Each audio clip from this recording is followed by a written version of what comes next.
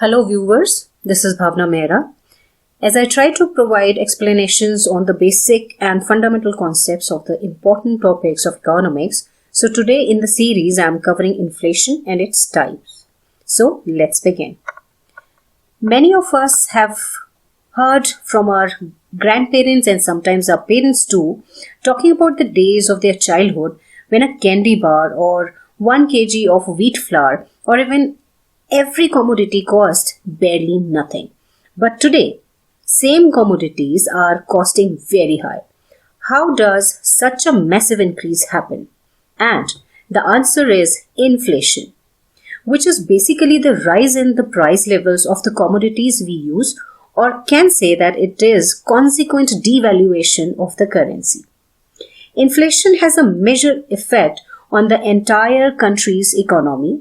It impacts not only the government but even the very small things in the average person's daily life. Many think that certain amounts of inflation are good for a thriving economy, but the larger rates raise concerns.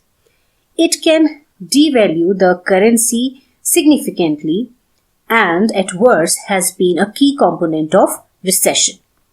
So the government tries to keep inflation under control while still allowing it to happen. There are many different ways the inflation rate can rise, and they can be lumped into three important bases, and they are on the basis of reasons, then on the basis of intensity or speed, and third is on the basis of measurement. So, on the basis of reasons, there are three types of inflations: demand pull, cost push, and built-in inflation. Then on the basis of intensity, we will talk about these six inflations: creeping, chronic, walking, running, galloping, and hyperinflation. And finally, on the basis of measurement, we'll talk about core inflation, headline inflation, and stagflation. So, starting with cost push inflation. In the event of cost push inflation, prices are driven up by the rising cost of consumer goods and services. Essentially, this inflation states that when companies are faced with increased input cost, they will preserve their profitability by passing this increased cost of production onto the consumers in the form of higher prices. Cost push inflation can be caused by many factors. Besides rising wages, which is a key cause of push inflation, increased import prices and raw material prices, declining productivity, higher taxes, etc. are some of the significant contributors for shrinking supplies and lead to inflation. While cost push inflation is the result of shrinking supplies unable to reach the average level of demand, demand push inflation is when the demand skyrockets and the price goes up so that companies can attempt to make enough supplies to meet that demand. In one sense, demand pull inflation can be the sort of inflation businesses dream about. A potential sign of a thriving economy is that people have money and want, so they badly want to spend it. And then the suppliers have to raise prices not to cover the cost, but to make more out of a popular product. Demand pull mainly happens as a result of high employment, meaning the people have more disposable income or purchasing power. In anticipation of inflation, the workers and the employees try to keep their wages and salaries high. Now, on the whole, this rising wages is followed by the increase in general prices of the commodities. Again, to keep the profit margins safe, the employers and organizations raise the prices of their respective goods and services.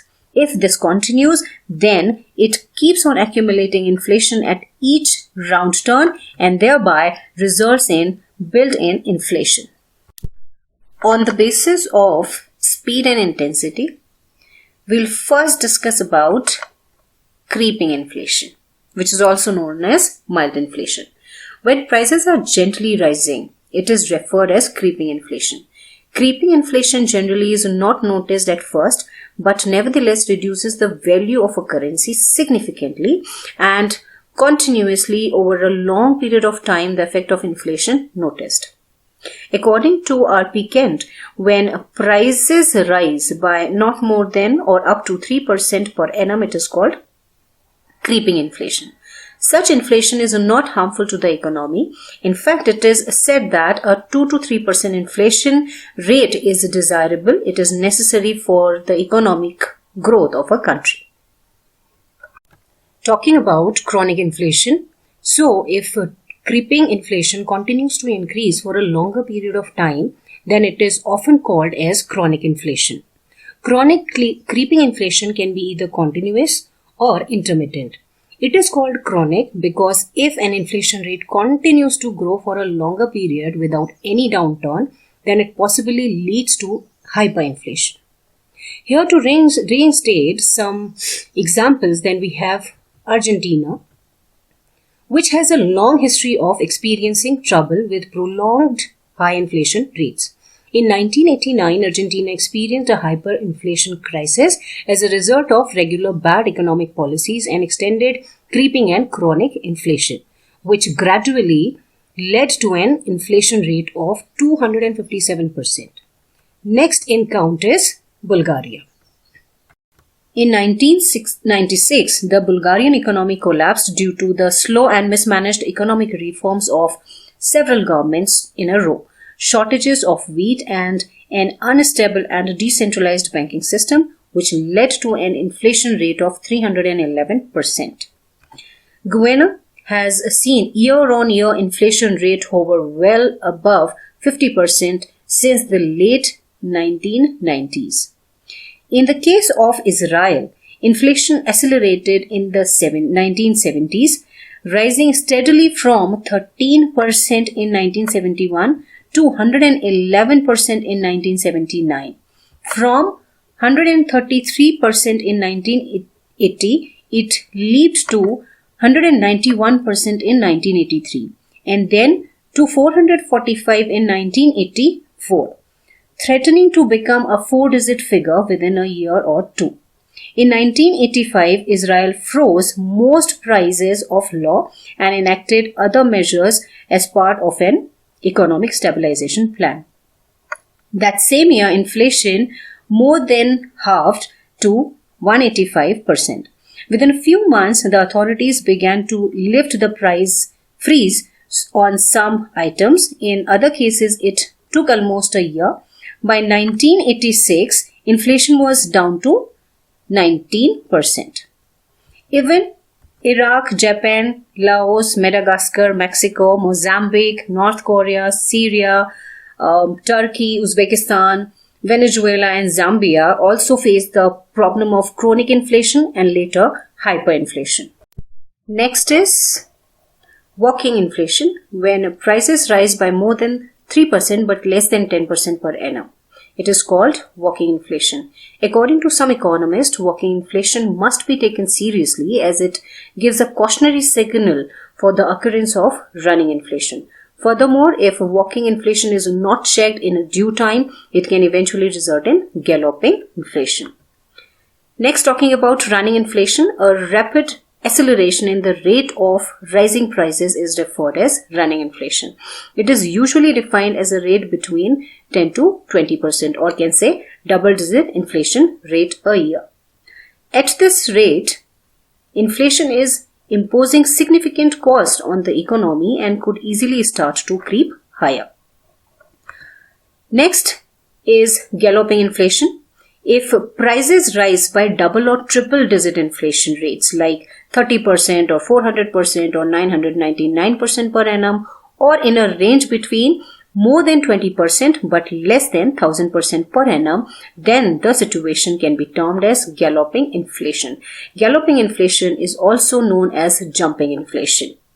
Galloping inflation has an adverse effect on middle and low income groups in the society. As a result, individuals are not able to save money for future. It will lead to the general instability of the economy and the country as a whole. This kind of situation requires strict measures to control inflation. Next in the row is hyperinflation. Hyperinflation refers to a situation where the prices rise at an alarming high rate. The price rises so fast that it becomes very difficult to measure its magnitude. However, in quantitative terms, when prices rise above 1000% per annum, it is termed as hyperinflation. Hyperinflation is the rarest but most disastrous iteration of inflation within an economy. Recession turns to depression.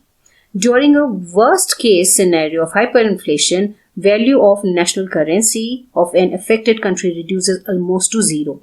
Paper money becomes worthless. People lose faith in fiat currency and start trading either in gold and silver, or sometimes even use the older barter system of commerce. Although hyperinflation is a rare event for developed economies, it has occurred many times throughout history in countries such as China, Germany, Russia, Hungary, and Argentina. Some notable examples of hyperinflation includes: first is Austria. From October 1921 to September 1922, inflation in Austria reached to 1,426%. Next is Bolivia. In 1985, Bolivia experienced an annual inflation rate of more than 20,000%. But later in 1990s, fiscal and monetary reform reduced the inflation rate to single digits, and in 2004, Bolivia experienced a manageable 4.9% rate of inflation. After this, Brazilian hyperinflation lasted from 1985 to 1994, with prices rise by 1.849 into 10 raised to the power 11% in that time due to the uncontrolled printing of the money. During the period of inflation, Brazil adopted a total of 6 different currencies. But eventually, hyperinflation ended in July 1994 with the Plano Real, or in English, it is Real Plan, during the government of Itamar Franco.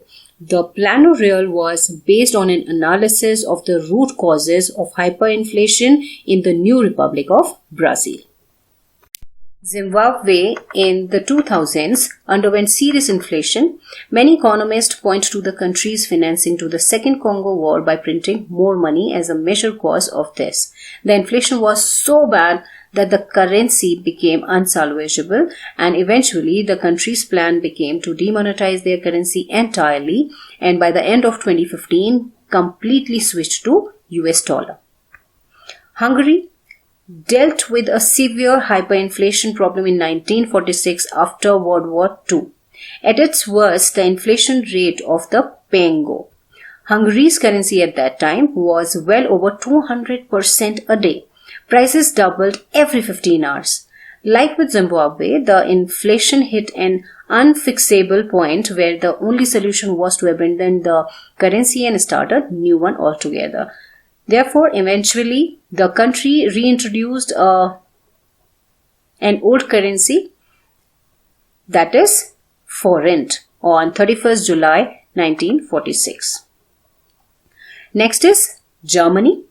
Germany, in the wake of World War I, saw hyperinflation of the German paper mark, the currency of Weimar Republic between 1921 to 1923. Weimar Republic lost the war, and the country had to print more and more hard currency so that they could pay the massive debts they incurred from all the funds they borrowed for the war. The mark became extraordinarily devalued and borderline worthless. Next is on the basis of measurements. So the first one is core inflation. Core inflation is the change in the cost of goods and services, but does not include those from the food and energy sectors. This measure of inflation excludes these items because their prices are much more volatile. Core inflation is important because it is used to determine the impact of rising prices on consumer income. Whereas headline inflation is a measure of total inflation within an economy, including commodities such as food and energy prices, which tend to be much more volatile and prone to inflationary spikes. Third one is stagflation. The economic term stagflation is a mashup of the words stagnation and inflation, and it's worth being aware of because of the threat it imposes to the economy. Stagflation creates potentially disastrous conditions where people experiencing a decline in purchasing power and also feel discouraged against making investments. It can create a chain reaction of wealth-destroying events when inflation and unemployment climb up, and at a macro scale, as economic output slows, it contributes to a nationwide economic shrinking. Stagflation is not just a theoretical concept. The term was coined by British Conservative Party politician Ian Norman MacLeod in 1965, when for the first time in his speech to Parliament during a period of simultaneous high inflation and unemployment in the United Kingdom, he used the term stagflation. But actually, stagflation got its name during the 1973-1975 recession in the US. The United States experienced 5 financial quarters where GDP dipped into the negative, and eventually the Nixon shock was the catalyst for the stagflation of the 1970s as the US dollar devalued. In a nutshell, responding to the increasing inflation in 1971, the then US President Richard Nixon imposed wage and price controls and also imposed surcharges on imports.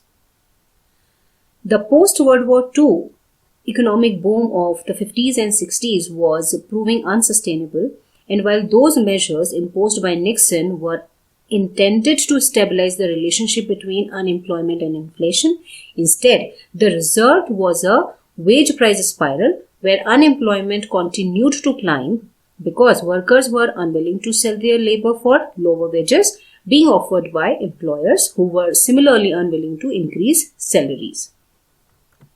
Followed by the 1973 oil crisis, which skyrocketed to then record prices. Thus, there was a prolonged recession accompanying the inflation, a stagflation. According to the National Bureau of Economic Research, the inflation rate in the US that decade hit its peak in 1979 at 13%, which was markedly higher than the decade average of 6.85%. As the 2020 COVID-19 pandemic has been witnessed, now world events are highly unpredictable. Nations can be vulnerable to sudden setbacks, and even seemingly strong economies can be abruptly brought to their knees.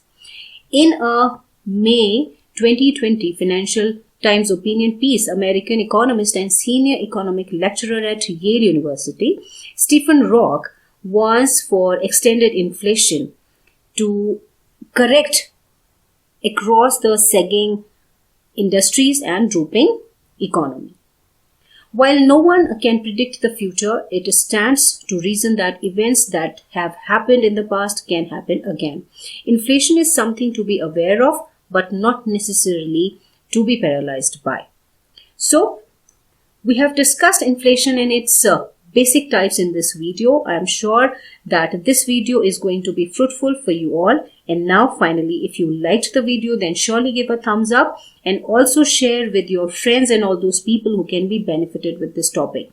And do share the channel for more research-based contents. We will meet soon. Till then, maintain social distancing and stay safe. This is Bhavna Mehra signing off.